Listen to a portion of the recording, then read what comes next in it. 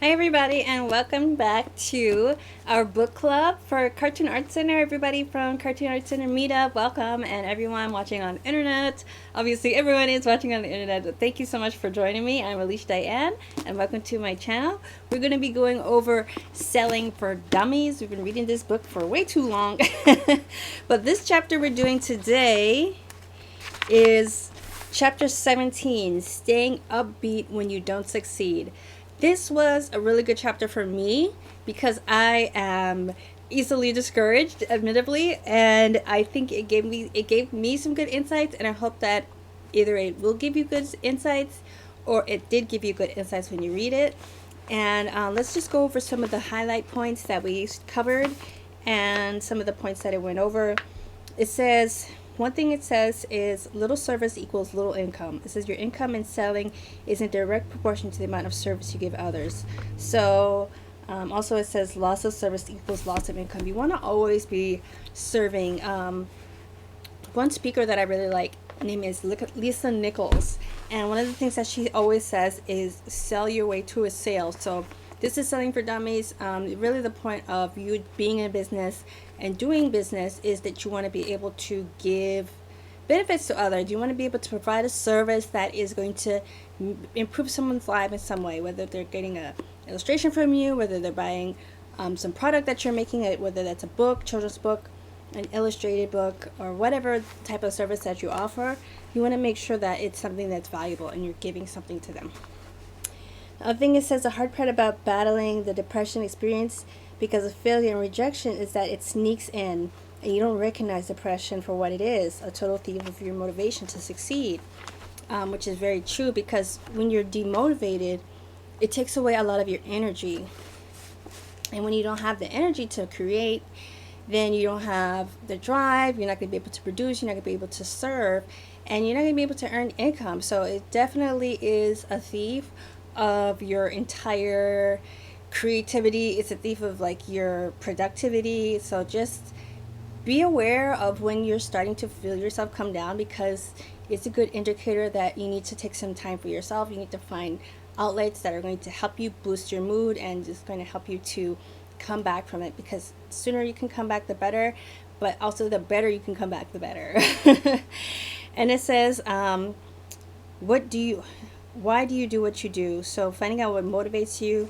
I'm reviewing the following sections, so it has like a different categories for all the different types of things that could potentially motivate you for success. And it says money, security, achievement, recognition, acceptance from others, self-acceptance. And so from those, I think achievement is was the one that I related to most, which is funny because I think I highlighted different things from all of the other ones other than that. I don't know why. One of the things it says about security, it says most famous and powerful people have acquired a great deal of security and also lost as much, if not more, than they have made. So that is one reason why just being secure is not enough. Being willing to give up what you have for what you can attain. Let's see, taking chances. Let's see, which is a good thing. And let's see, you're only as secure as your ability to handle insecurity. So basically, you have to be secure in your insecurity. So security is not really the best motivator. You have to be willing to get outside of your comfort zone in order to succeed. That's what it's talking about. Giving up what you have for what you want. So you have to allow yourself to be uncomfortable in many situations in order to get that security, and to get the what you really want. You really have to let go in many ways. Acceptance for others, I never think is ever a good thing. It says relying on acceptance from others as motivation can be a dangerous thing, and I highly agree. It says stay away from negative people. They'll only pull your opportunities down into the tubes with them. This is very true, and this is very important for the times we're in right now, because it's a lot of negativity floating around. I mean, some of it, granted, some of it is like justified at this time, but you gotta understand the difference between a negative situation and a negative person. So that makes a very big difference. I mean, we're in a political climate that is very negative, and a lot of people are sad, scared, uncomfortable. But the difference is how they handle it, and I think that you can notice the way people will handle it with a good energy, positive energy, and with a forward-minding, thinking energy, and being able to call things out without like gloom and doom, without saying, all right, we're all doomed.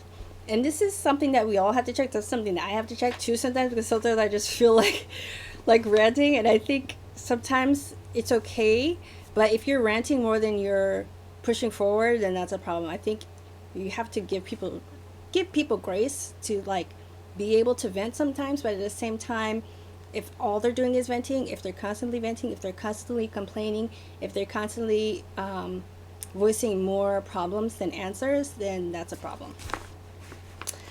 Self-acceptance, I think that's never a good reason to want to succeed. I think you have to find self-acceptance even to get to the level of success, even to really be able to really be successful, because you can earn money, you can earn like fame and all these things and still not accept yourself. I think I don't want to call names, but there's all people like you can think of your own example of who you might see as someone who's rich, powerful, famous, and still is like not self-accepting because they're still trying to do more. They're still trying to like puff their chest up, or like they're trying to prove something still because they still haven't accepted themselves. So like I don't think that you can really rely on success to self-accept. You have to do that first and on your own.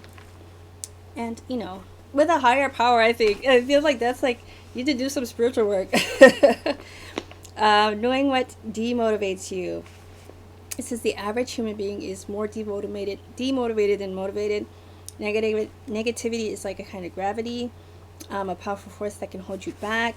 I think that's very true. So loss of security can demotivate you. Self-doubt. I was just watching this message about self-doubt today, and it was like, I think it was a Joel Osteen message. It was, and it was talking about like it being sort of like a like an infection or like a poison or something that kind of sticks in you. You have to like get it out as fast as possible. That's like how self-doubt is. It says the champion in sales has realized that the only way you ever learn what to do right in selling is by doing what's wrong. So it's like basically saying you have to fail in order to succeed. And I think those of us who have been, as a professional working, or, even just out into the real world as, going after your dreams, you're going to fail many times before you succeed in most cases. I know that I have had a lot more failures than successes, but the failures have been smaller than the successes have been. You'll have a lot of small, and even like a couple of ones that look big, but then you'll see later that your successes are even bigger. Fear of failure, that's one thing that will definitely hold you back. If you never meet the client, you'll never close a sale. I think that's very, very true. What else does it say? Control your fears and you will receive such gratification that you will soon burn with anticipation to do what you once dreaded. That's a good one, because once you don't even know what you like if you've never even gotten up to try. So there'll be some times where you might be terrified to do something, and then you actually start doing it and you actually love that thing. Like, I can give an example for me. Going back into dance class some years ago, I was uncomfortable. I was nervous about some things, but especially when it became time to perform, and I was terrified. But once I did it, and I did it over again, and I really began to love it, and I actually really enjoy it now. It's still scary, but it's exciting rather than something to dread. Change can also stop you. So it says if you can push yourself to make calls, get out of the office, meet with people who need to hear about what you're offering. Let's see, and call back to different clients you sometimes wish you'd never heard of. You're on the road to sales success. You have to be able to get up, get out. That's hard, especially as an artist and you're introverted and you don't want to talk to people that you don't know, and sometimes you don't want to talk to people that you do know. So it is hard. But I think that we have to at least make peace with change and make peace with coming outside of our comfort zone, make peace with talking to people we don't know. Even like I'm trying to learn to make peace with being on social media, because that's one thing that I've just kind of rejected. I've tried to like not just kind of ignore like the TikToks and the Instagram, and meanwhile I know that I'm missing a lot of business opportunities in that sense. So I want to be able to kind of confront that thing I've been avoiding, so that hopefully I can get comfortable, get used to it, and just embrace that part of business. All right, it says anti failure formula. Just keep asking, don't fear rejection. That's basically it. So it's a numbers game. So many times they talk about being a numbers game. Let's see, surveying strategies for overcoming failure. And it says failure is a learning technique. Think of failure as feedback to change direction. See failure as an opportunity to develop your sense of humor. Definitely, it will make you a good storyteller if you fail enough in the right ways to be able to have some stories to tell, especially about clients. Sometimes, it says look at failure as a chance, and to perfect your performance. Let's see what happens when you do everything right you were supposed to do, and the client still doesn't decide to take your offering. That can happen. You can do everything right. You can pitch it right. You can find the right person, allegedly, and you can like do your best effort, and they could still say no or go with somebody else. It could just even be because of their personal taste, or because of some little thing that had nothing to do with you, and that can happen. So you have to look at the experience as an experience and just take it with a grain of salt, basically. Let's see, failure as a game that must be played. That view failure as a game you must play to win. So you want to be able to take chances. I mean, in business, you do kind of have to put yourself out there and be able to kind of take the gamble of succeeding or not, because if you just don't try, then you won't succeed. Doing the opposite of what average salespeople do, which is, do you know that there's a whole lot of difference between activities of an average salesperson and a great one? The main difference is where they give up when the going gets tough. Successful people keep going to the point where failures or average people stop. So you want to keep going past the failures. This is something that I can testify to. Definitely, I feel like a lot of people that have experienced some of the situations I've been. I've even known some people that experienced the situations I've been in, and just kind of back down or backed away, or even maybe it wasn't even their fault. Maybe they lost support from their family, and it's hard, but you have to find ways, I think, to just keep going, because it does get hard sometimes, especially when you're really putting yourself out there. Try thinking of yourself as a servant, because that's the way, effectively, what you are. You need to serve your clients. So just making sure that you are